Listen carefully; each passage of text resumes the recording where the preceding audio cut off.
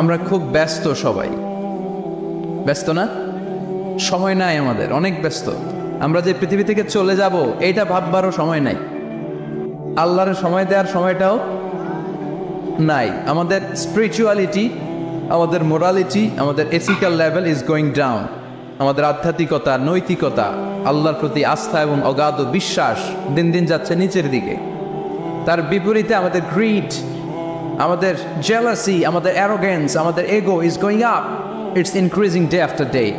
আমাদের অহংকার, আমাদের দুনিয়ার লোভ, আমাদের দাপট দেখানোর মেন্টালিটি, এগুলো দিন দিন উপরের দিকে যাচ্ছে। এই তাফসির মাহফিলগুলো অ্যারেঞ্জ করার মূল উদ্দেশ্য হচ্ছে এই সিকোয়েন্সটাকে ঘুরিয়ে দেয়া, অর্থাৎ আমাদের আধ্যাত্মিকতা যেন বাড়ে, কোরআনের টাচে এসে আমরা যেন আল্লাহওয়ালা হতে পারি।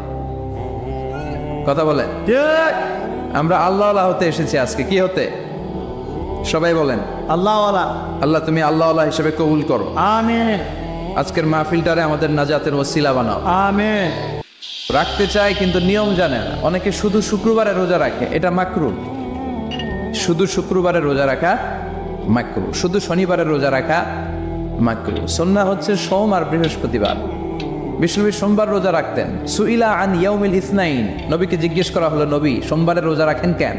বিষ্ণুনবী বলেন, ফিহি উলিদতু, এদিনে আমি জন্মগ্রহণ করেছিলাম, তাই শুকরিয়া স্বরূপ রোজা রাখি।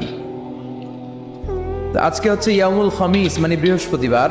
কিন্তু আজকে মাগরিবের পর থেকে, সূর্য ডোবার পর থেকে যে রাতটা শুরু হয়েছে, রাতটা কিসের রাত? জুমার রাত। এজন্য আমি সূরাতুল জুমা থেকে একটি আয়াত তেলাওয়াত করেছি। এই আয়াতের আলোকে জুমার দিনের ফজিলত, জুমার দিনের status, importance and significance in our life, in our social life, এ নিয়ে আমরা কিছু কথা বলবো। এবং জুমা কেন্দ্রিক আমাদের মধ্যে কিছু মিসআন্ডারস্ট্যান্ডিং, মিস ইন্টারপ্রিটেশন আছে, মিসকনসেপশন আছে। এগুলো নিয়ে আমরা কিছু কথা আজকে শুনবো, আমলের নিয়তে। কিসের নিয়তে? সবাই কি একমত? ইনশাআল্লাহ। তাহলে এই প্রতি মুহূর্তকে কিয়ামতের ময়দানে আল্লাহ তাআলা মিজানের পাল্লায় রাখা হলে এটা উহুদ পাহাড়ের সমান ভারী করে দিবে। আর যদি আমলের নিয়ত না থাকে, 1 ঘন্টা 1.5 ঘন্টা চলে যাবে, আমল নামায় এটার কোনো ওজনই হবে না।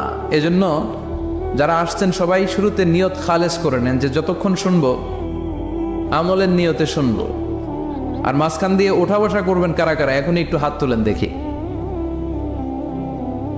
2-1 জন তুলছে ভুলে। আচ্ছা, কেউ উঠবেন না তো? কথা দিছেন? ওঠা বসা করাটা আমি পছন্দ করি না। খুব অল্প কয়েক মিনিট কথা বলবো, কিন্তু যতক্ষণ বলবো আমরা মনোযোগ